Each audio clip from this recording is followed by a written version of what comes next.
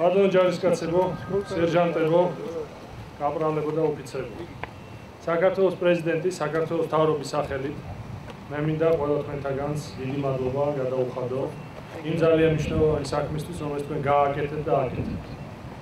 როდესაც ჩვენ ხვდებოდით მოსახლეობას, ყველა ამბობდა ერთ და იგივეს. როდესაც დავინახეთ ჯარი, როდესაც დავინახეთ შეერაღებული ძალების წარმომადგენლები ქუჩებში, მაშინ ჩვენ დავწმუნდით, რომ სახელმწიფო არ მიგვატოვებს და გააკეთებს ყველაფერს იმისათვის, რომ ის პრობლემები, რომელიც სამწუხაროდ არის ახლა რეგიონში იყოს მოგვარებული.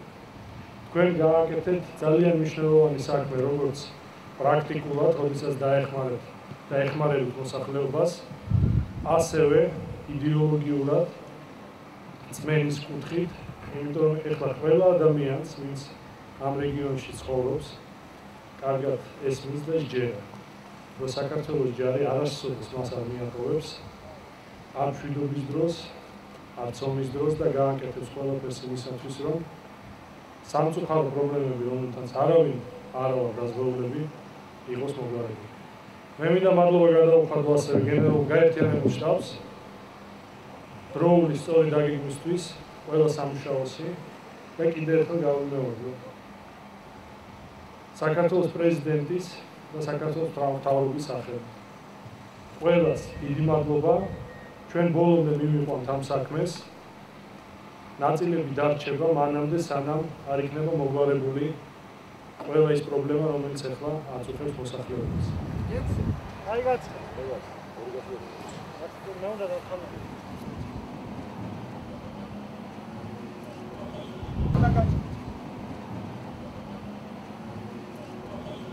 ჩვენ დავეხმარებით ყველა ადამიანს, მე ყველა ჯარისკაცს, სერჟანტს და კაპრალს და ოფიცერს გადაუხადა საქართველოს მთავრობის სახელით დიდი მადლობა, საქართველოს პრეზიდენტის სახელით დიდი მადლობა, იმიტომ რომ ჩვენმა შეერაღებულმა ძალებმა კიდევ ერთხელ ამ კრიტიკულ მომენტში აჩვენეს, რომ ჩვენ ვდგევართ ხალხის გვერდზე და გავაკეთებთ ყველაფერს იმისათვის, რომ ყველა პრობლემა იყოს მოგვარებული. ჩვენ არ მივატოვებთ არც ერთ ადამიანს და ბოლომდე ვიქნებით ამ რეგიონში და ვიქნებით რეგიონში მანამდე, სანამ ყველა პრობლემა არ იქნება მოგვარებული.